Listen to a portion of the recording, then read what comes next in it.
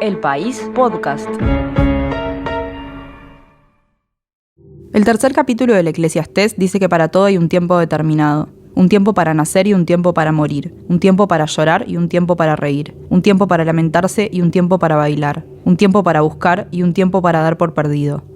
Hay un tiempo para cada actividad bajo los cielos. Hay un tiempo para todo, pero a veces ya no hay tiempo. Pronto, los sobrevivientes del avión que cayó en las montañas iban a comprender que todo depende del prisma con el que se miran las cosas. Que la sensación de eternidad, esa que el cuerpo joven e inexperto tiene, puede caer tan rápido como una noche a la cordillera de los Andes a mediados de octubre. Andes, 72 días en la montaña. Un podcast sobre el accidente de los Andes ocurrido en 1972, hace 50 años. Auspicia la Cámara de la Construcción del Uruguay. Conduce Belén Furment. Episodio 3. Abrir los ojos.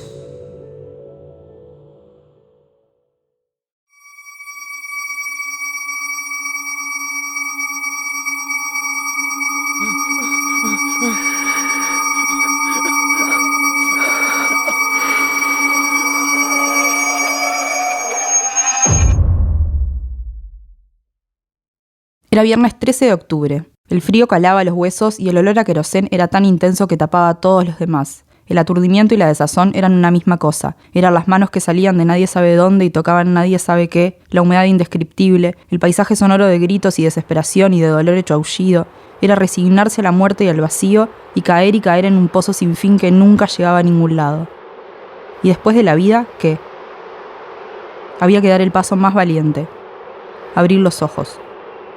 Abrí los ojos y quedé medio torcido, metido con las cabezas medio en los asientos de adelante, pierna torcida.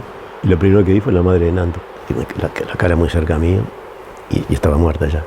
Y ahí fue el momento que dije, pa' la pucha, esto es en serio y es grave.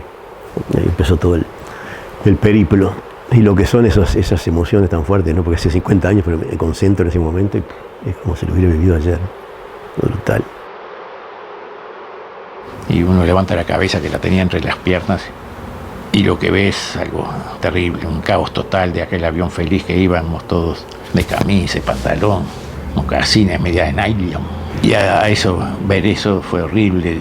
Quise salir del asiento porque me pareció que no me había hecho nada, pero no tenía el zapato puesto. Entonces miré para abajo buscándolo y estaba mi mocasín allí al lado de la cabeza, de la cara de la madre de Nando, que ya estaba muerta abajo mío. Y pude agarrar el zapato, pero después me desprendí el cinturón del pantalón, ¿no? Del asiento, y no podía salir. ¿Qué pasa? Estoy atrapado por algo. Y era el otro cinturón. Y cuando pude levantarme vi todo el caos de asientos, de fierro retorcidos y contra la pared que separa fuselaje de pasajeros del cockpit de pilotos, todos escrachados ahí como pegotines, con sangre y gritos. Y bueno, vos no querés ni ver ni oír nada y te das vuelta para irte y atrás tuyo no hay más avión. Cuando abrí los ojos imagínate que, nunca los cerré los ojos, era un desastre y la primera cosa que atiné es a ver si estábamos los 5 amigos, si estábamos vivos, que eran Roy, François, Diego Stormi y Nicolich. Y cuando vi que estábamos los 5 vivos me quedé como más tranquilo dentro. Nosotros caímos a 4.000 metros de altura y la temperatura 25 bajo cero y no teníamos recursos de ninguna especie, o sea... lo mío era mocasines y jeans, y así me pasé los 70 días. Me acuerdo que veo a los jóvenes trabajando y ayudando a los heridos, y yo estaba totalmente desconcertado. Quedé como inmóvil, sin atinar a nada. Cuando me saco el cinturón, pues yo estaba entero, tenía un golpe fuerte en la pierna, un golpe en la cabeza, pero estaba entero. Yo me levanto y me escapo.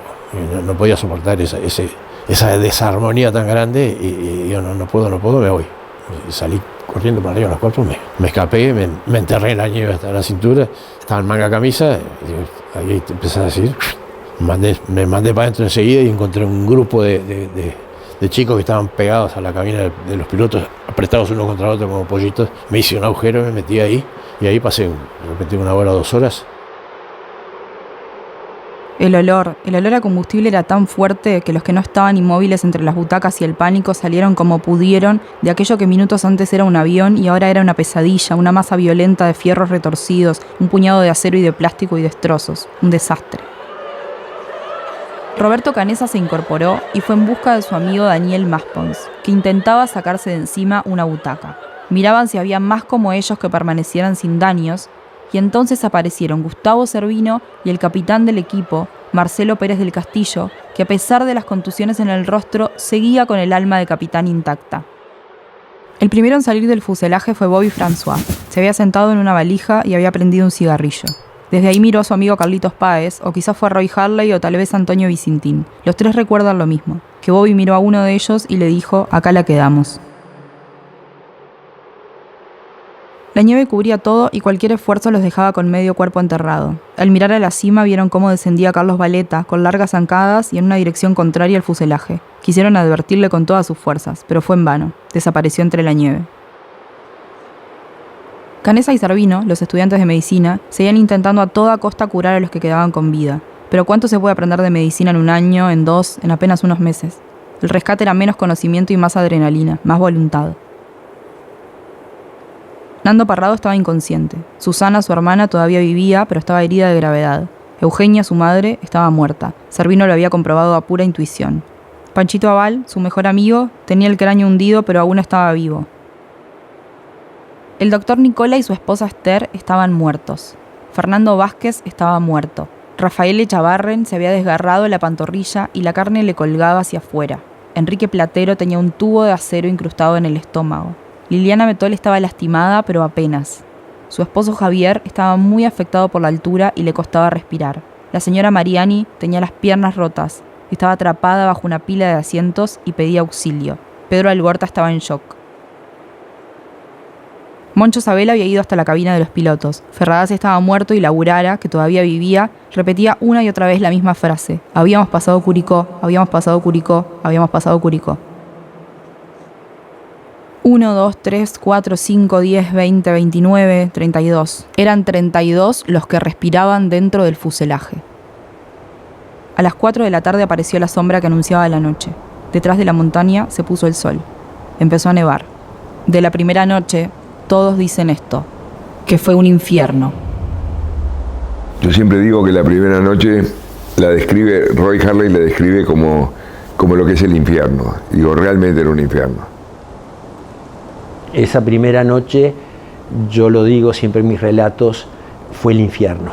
Para los que creemos que el infierno existe, nosotros esa noche vivimos en el infierno. Fue impresionante porque había tormenta, no había luna, no había nada, o sea que la oscuridad era total. Nos metimos adentro del avión como pudimos, entre los muertos, entre los fierros, entre los asientos rotos, entre los heridos. Se sentían gritos de noche, no dormimos en toda la noche, nadie pudo dormir. Yo a mis pies tenía un chico que le faltaba un pedazo de cara y hacía un ruido que se atoraba. Yo no tuve el coraje de agarrarlo, de apretarlo, de decirle unas palabras, me daba miedo, yo miraba para el costado, trataba de no mirarlo, y el frío era brutal. La única forma de sacarte del frío era abrazarte a otro chico cuerpo contra cuerpo y golpearte y esperar minuto a minuto que pasara la noche, porque era impresionante los gritos que se sentían. Además estábamos muy apretados porque entre los asientos, los muertos, éramos 29 metidos ahí apretados. Terrible, fue un infierno.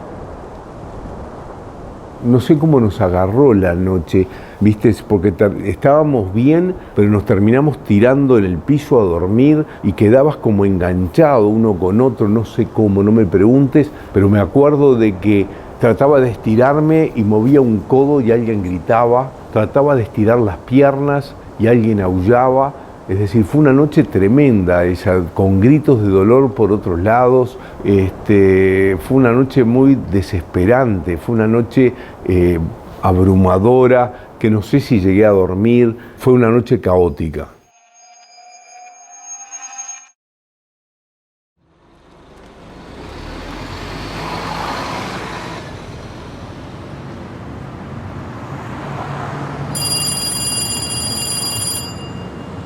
En Uruguay, Estelita Pérez del Castillo miró a su novio atender el teléfono y lo último que recuerda es el momento en que vio cómo se le desfiguraba la cara. La madre de Arturo Nogueira miraba por la ventana, los ojos fijos en el horizonte, cuando le dijo a su hija Cristina: ¿Cómo estará Arturito? ¿Habrá llegado bien?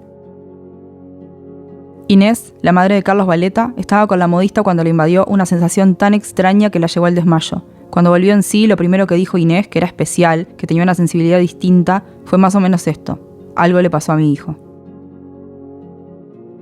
Nené y Ana Inés, la madre y la hermana de Julio Martínez Lamas, volvían del cine cuando vieron que su casa estaba llena de visitas inesperadas. Rosario Maspons le daba de comer a su hijo menor cuando sonó el teléfono. Raquel Arocena de Nicolich festejaba su cumpleaños y también fue interrumpida por una llamada. Felipe Maquirriaín, su esposa Selva y su hija Sandra estaban en su hogar con la radio prendida cuando se escuchó lo peor. Para la familia Chavarren, la escena fue bastante parecida. Graciela Parrado fue otra de las que se enteró por las noticias. Apenas sonó el anuncio, lo primero que pensó fue esto: están todos muertos.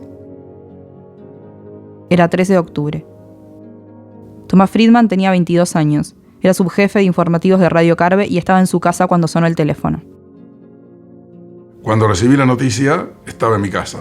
En aquel momento, por supuesto, no había celulares, no había, así que a través de una llamada telefónica del teléfono fijo, me llaman de la radio y me dicen: Tomás, hay un episodio impresionante, mirá, está ocurriendo esto. Por ahora, viste, en un comienzo se decía que el avión estaba perdido, ¿no? Que el avión no había contacto con el avión, no se sabía qué había pasado. Bueno, a partir de ahí comenzamos la cobertura de lo que fue primero la desaparición del avión, de los radares, de los contactos con las torres de control, y después, con el paso de las horas y de los días, se confirmó de que evidentemente el avión no había traspasado la cordillera y que había caído, sin lugar a dudas, en algún lugar de ese macizo que es la cordillera de los Andes. En algún lugar de ese macizo que es la cordillera de los Andes, justo a 3.500 metros de altura, ahí donde no había signo alguno de vegetación, las nubes seguían firmes pero había dejado de nevar. No hay rastros del avión desaparecido. 45 uruguayos, casi todos jovencitos, iban a bordo del aparato perdido, publicaba el diario El País en la tapa del 14 de octubre de 1972. Además de una lista con los nombres de los pasajeros y los tripulantes, el medio uruguayo dedicaba 3 páginas al suceso. Contaba que en julio del mismo año había caído un avión con uruguayos en la zona, contaba la suerte de Gualberto Regules, contaba la esperanza de las autoridades de la Fuerza Aérea y la angustia de los familiares.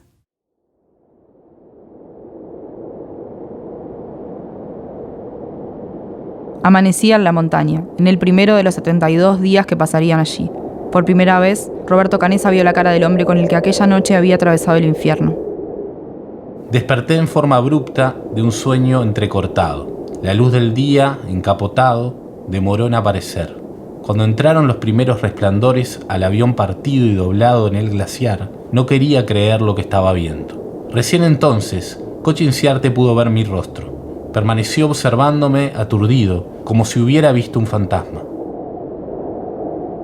En la primera mañana, por lo menos al salir el sol, todo empezaba a cambiar. La primera mañana, por lo menos, al salir el sol, todo empezaba a cambiar y a mejorar, ¿no? No era tan horroroso. Inclusive después, todos los días siguientes, cuando salía el sol, era otra cosa, ¿no?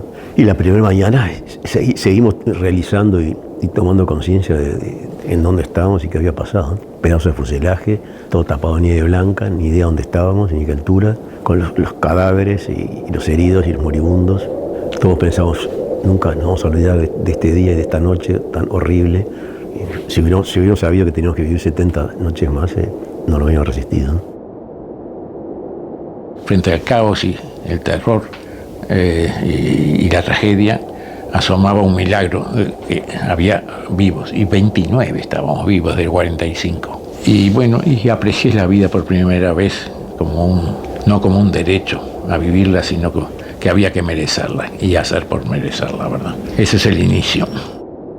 Y de repente vi que aclaraba por la ventanita sobrada y digo: está amaneciendo. Oh, Roberto, está amaneciendo. Entonces nos bajamos y empezamos a salir todos con nieve en la cara, en la ropa. Y salimos y vimos el amanecer, que el sol pegaba en las montañas más altas y acá abajo era mucho más oscuro. Vimos el amanecer y ahí me di cuenta que yo pertenecía a los del milagro, no a los de la tragedia. La tragedia la veías pasar y sacar muertos de adentro. La alegría de estar vivo frente a la tragedia que tenías ahí al lado. Eras de los del milagro. Y todos los días fue un milagro. Era sábado 14 de octubre y había amanecido a la montaña. Con Liliana Metol como enfermera, Canessa y Servino examinaron a los heridos. Panchito Balcha estaba muerto. La señora Mariani, todavía apretada entre los asientos, estaba inmóvil cuando puso los ojos en blanco y dejó de respirar. Carlitos Páez pensó en cómo le había gritado durante la noche, durante el infierno, en un intento desesperado por hacerla callar. El recuerdo le dolió más que nunca. Julio Martínez Lamas también falleció ese día. Susana Parrado todavía gritaba. Rogaba por su madre, los pies eran de color púrpura y los ojos estaban cubiertos de una capa de sangre seca. La ronda médica finalmente llegó a la cabina de los pilotos, que llevaba varias horas en silencio. La Urara ya no respiraba. Hacía mucho rato que había dejado de murmurar que habían pasado Curicó. A diferencia de la noche anterior, cuando la nieve estaba pastosa, ahora estaba más firme por el frío. Algunos cadáveres estaban rígidos y precisamos 3 personas para arrastrarlos hacia afuera.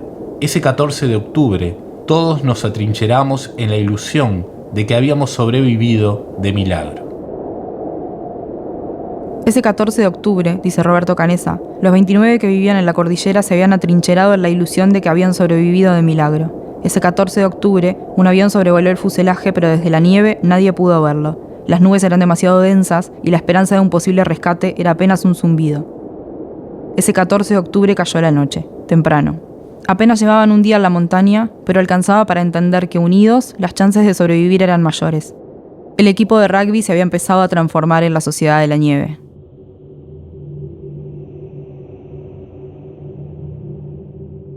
Andes, 72 días en la montaña, es un podcast del País auspiciado por la Cámara de la Construcción del Uruguay, conducido por Belén Furment.